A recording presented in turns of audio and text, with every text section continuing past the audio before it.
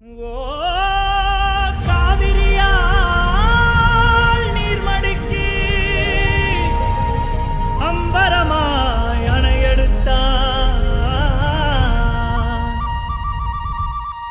நீர் சத்தம் கேட்டதுமே நெல் பூத்து நிற்கும், ஒளி சத்தம் கேட்டதுமே கல் பூத்து நிற்கும், பகை சத்தம் கேட்டதுமே வில் பூத்து நிற்கும், சோழத்தின் பெருமை கூற சொல் பூத்து நிற்கும்.